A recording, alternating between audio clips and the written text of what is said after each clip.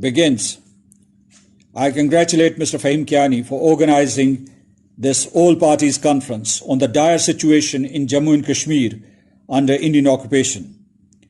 I am grateful to all those members of Parliament and community leaders who are attending this conference or are participating in it virtually.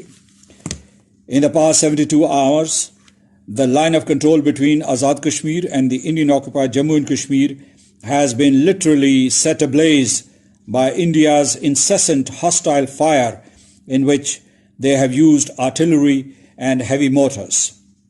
6 people have been killed and scores seriously injured.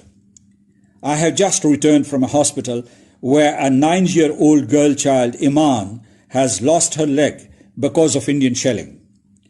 15 houses were burnt to ashes, 26 تحریک کشمیر برطانیہ کی جانب سے control line پر بھارتی جارحیت کی شدید مذمت۔ All parties on line conference میں مقررین نے جنگی جنون میں مبتلا بھارتی حکومت کے اقدامات پر بھرپور تنقید کی۔ برمنگھم سے عابد کاظمی کی یہ رپورٹ۔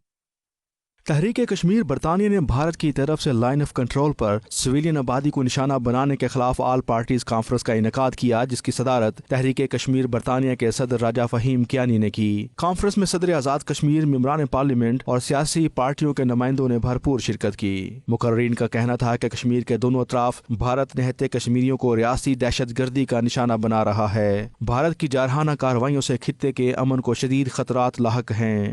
بھارت کی جانب سے سیز فائر لائن کی مسلسل خلاف ورزیاں اور آزاد کشمیر کی سویلین آبادی پر بمباری ناقابل قبول ہے۔ بھارتی اقدامات اور جنگی جنون کو دنیا کے سامنے پیش کرنے کی ضرورت ہے۔ صدر آزاد کشمیر سردار مسعود احمد خان، ممبر آف برطانوی پارلیمنٹ افضل خان، میئر واجد خان، محمد غالب اور دیگر سیاسی رہنماؤں نے لائن آف کنٹرول پر بھارت کی شیلنگ کی بھرپور مذمت کی۔ شرکا سے گفتگو کرتے ہوئے صدر آزاد کشمیر نے کہا کہ کشمیر کوئی دو طرفہ مسئلہ نہیں، اقوام متحدہ کی قراردادوں کے مطابق متنازع اور حل طلب مسئلہ ہے۔ بھارت عالمی معاہدوں سے انحراف کر رہا ہے اور اس کے مظالم سے دنیا کو آگاہ کرنے کی اس وقت انتہائی اشد ضرورت ہے۔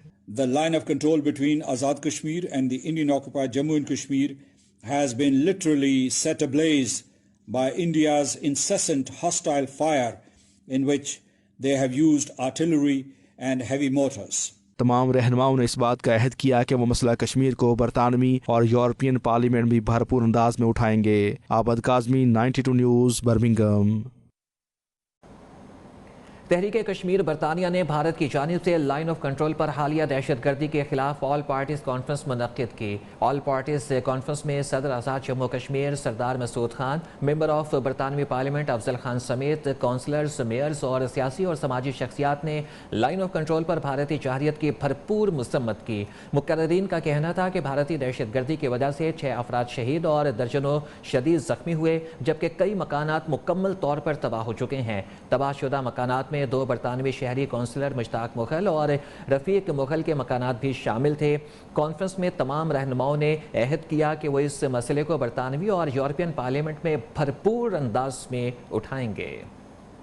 تحریک کشمیر برطانیہ نے بھارت کے زیر اہتمام لائن آف کنٹرول پر حالیہ دہشت گردی کے خلاف آل پارٹیز کانفرنس منعقد کی گئی، جس کی صدارت راجہ فہیم کیانی صدر تحریک کشمیر برطانیہ نے کی۔ صدر ریاست آزاد جموں کشمیر سردار مسعود خان، ممبر آف برطانوی پارلیمنٹ افضل خان، میر واجد خان، محمد غالب صدر تحریک کشمیر یورپ، کونسلر محبوب بھٹی، کونسلر چودھری قیصر، کونسلر چودھری الطاف خان، کونسلر مشتاق مغل، کونسلر جبیریہ حسین اور دیگر سیاسی رہنماؤں نے لائن آف کنٹرول پر بھارت کی شیلنگ کی بھرپور مذمت کی۔ اس بھارتی دہشت گردی کی وجہ سے 6 افراد شہید اور درجنوں زخمی ہوئے، بے شمار مکانات مکمل تباہ۔ ان تباہ شدہ مکانات میں 2 برطانوی شہری کونسلر مشتاق مغل اور رفیق مغل کے مکانات بھی شامل تھے۔ تمام رہنماؤں نے عہد کیا کہ ہم سب اس مسئلے کو برطانوی اور یورپین پارلیمنٹس میں اٹھائیں گے۔